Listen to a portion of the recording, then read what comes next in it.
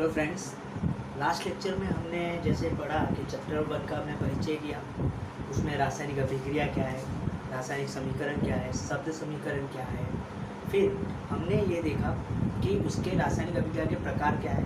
उसमें हमने बंध के बारे में थोड़ा देखा कि वो टूटता है, बनता है, जिसका रासायनिक अभिक्रिया होती है। उसमें प्रकार देखे, जिसके हमने कुछ 6 प्रकार देखे थे। कुछ 6 प्रकार में अलग से 3 प्रकार हो दिए हुए हैं। उसके साथ कम से कम 10 प्रकार 9 या 10 प्रकार हो चुके हैं। लास्ट लेक्चर में हमने संयोजन अभिक्रिया और विभाजन अभिक्रिया किया था।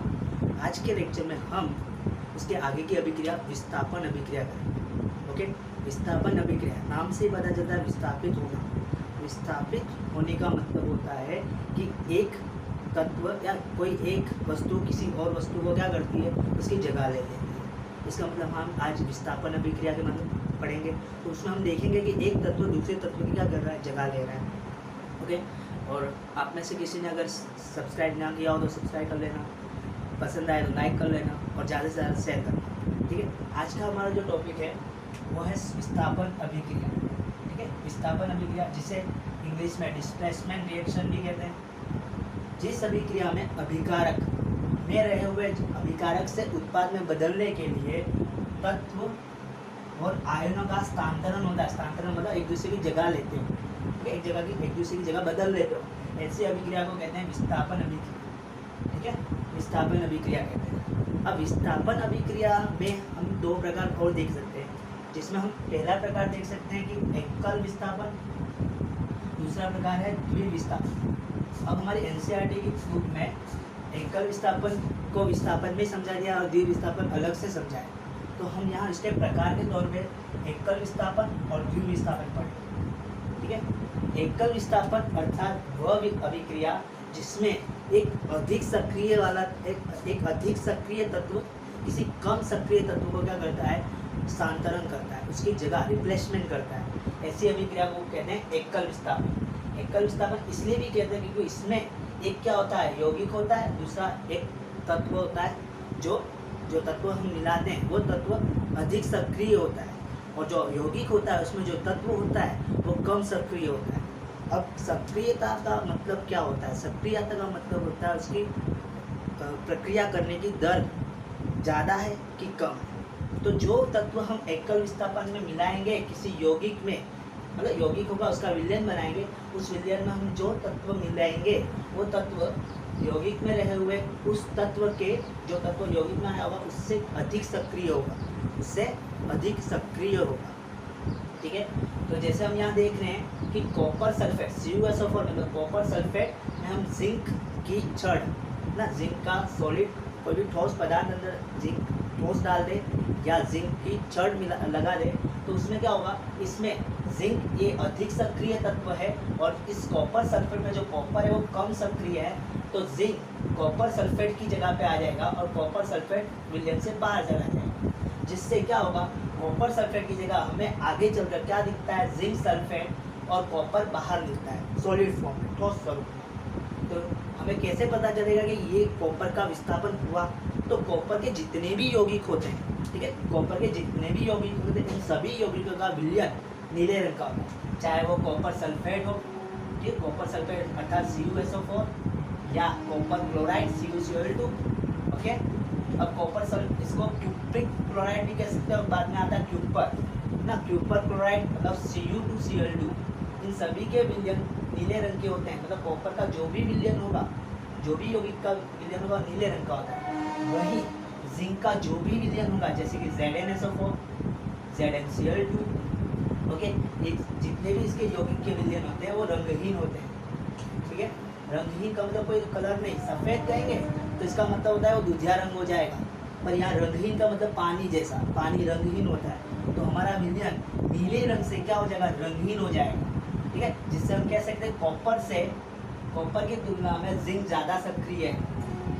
ओके, अब एक और एग्जाम्पल देख सकते हैं, कॉपर सल्फेट में अगर हम आयरन की छड़ लगाते हैं तो भी आगे चलकर हमें कॉपर का विस्थापन कौन कर देता है, आयरन कर देता है।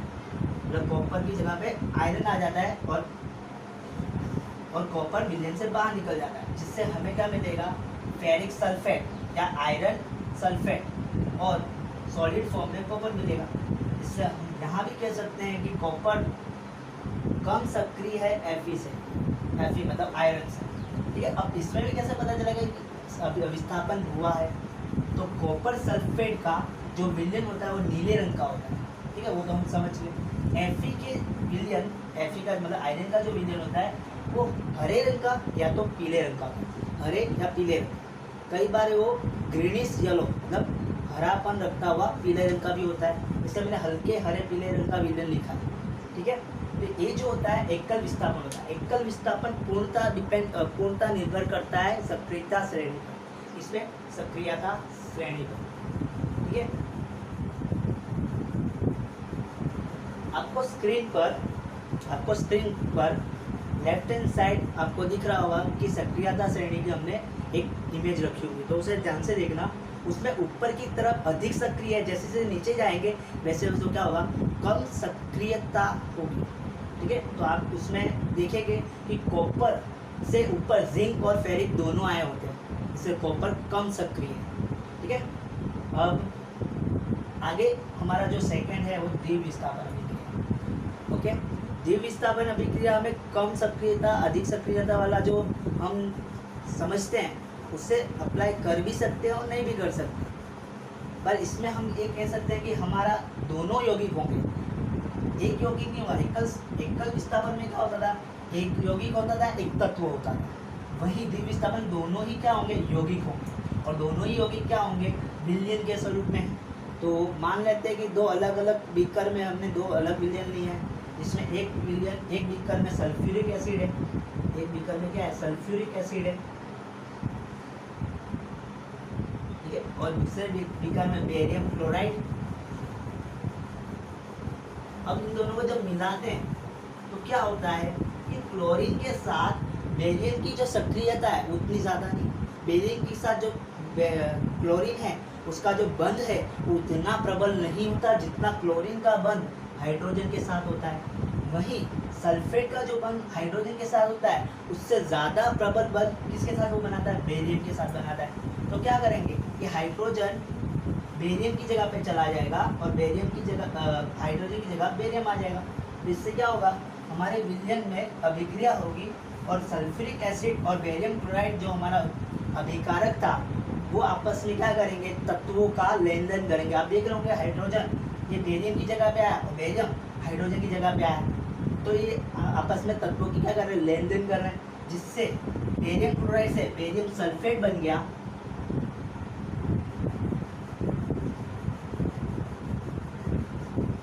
ठीक है, और सल्फ्यूरिक एसिड से हमें हाइड्रोक्लोरिक एसिड यहाँ मिल गया। आप इसकी एक और अभिक्रिया देख सकते हो, यही इसी प्रकार की। तो हम एक और अभिक्रिया लिखते थे जो हमारी किताब में दी हुई है, एनसीईआरटी की किताब में दी हुई है।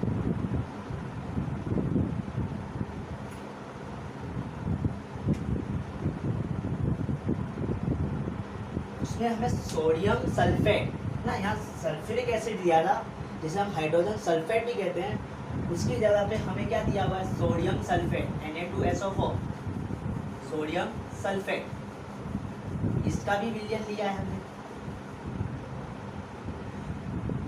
प्लस उसमें क्या ऐड किया, BaCl2 मतलब बेरियम क्लोराइड। इसमें भी ये होगा कि जो सोडियम के साथ सल्फर की जो बॉन्डिंग है उससे ज़्यादा सोडियम क्लोरीन के साथ अच्छा प्रबल बंध बनाता है, सबसे अच्छा प्रबल बंध बनाता है। तो वो क्या करेगा, सोडियम क्लोरीन के साथ जुड़ने के लिए बेरियम की जगह ले लेगा, और बेरियम का बंध सल्फर के साथ बहुत ज़्यादा अच्छी तरह से जुड़ता है, इसलिए बेरियम सोडियम की जगह ले लेगा, जिससे हमारा उत्पाद क्या बनेगा, 2NaCl। ठीक है, NaCl जिसे हम सोडियम क्लोराइड भी कहते हैं, और साधारण भाषा में कहें तो हमारे खाने का नमक, प्लस क्या बनता है, बेरियम सल्फेट BaSO4।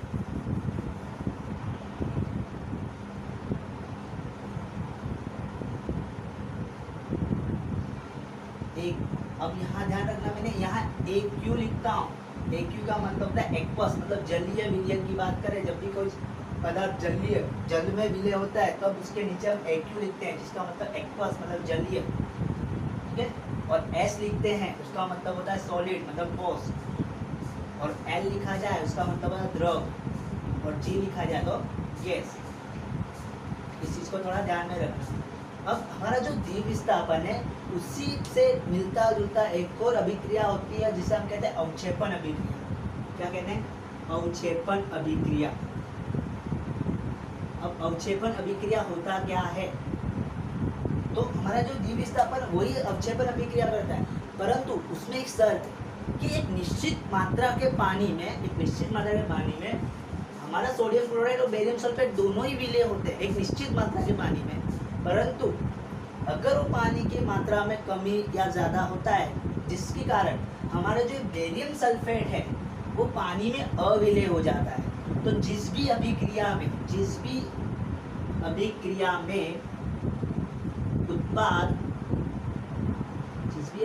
उत्पाद पानी में अविलय प्रकार का मिले,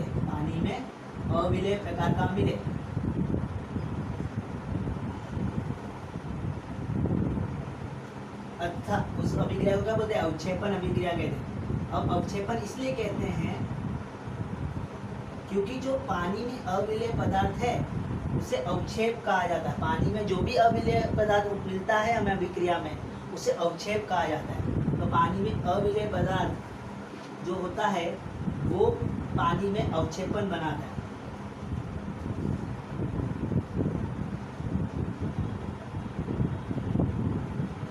यही उदाहरण इसमें आ सकता है जिसमें बेरियम सल्फेट को हम एक्यू नहीं लिखेंगे, वहां सिर्फ बेरियम सल्फेट लिखेंगे और उसके नीचे S लिखेंगे। इसका मतलब अवक्षेप के रूप में अर्ध द्रव या अर्ध ठोस स्वरूप में बाहर आता है। ठीक है, Na2SO4 प्लस BaCl2 क्या बना देगा? NaCl plus BaSO4। अब इसके यहाँ AQ नहीं लिखेंगे, यहाँ AQ लिखेंगे क्योंकि ये अविलय पदार्थ बनकर बाहर आया है। अविलय पदार्थ मतलब अवक्षेप बन के बाहर आया है। ठीक है, तो यही एक दोनों द्विविस्थापन और अवक्षेपण में ये सबसे बड़ा अंतर है कि अवक्षेपण में द्विविस्थापन होता है पर हर द्विविस्थापन अवक्षेप होना जरूरी नहीं है।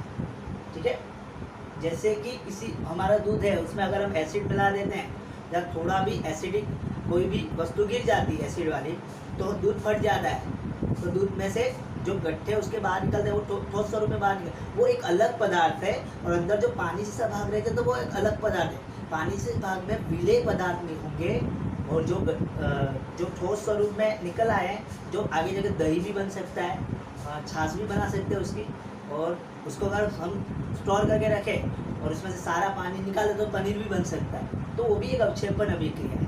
तो ये अवक्षेपण अभिक्रिया हमारा विस्थापन अभिक्रिया का एक प्रकार है, ऐसा कह सकते हैं। ठीक है।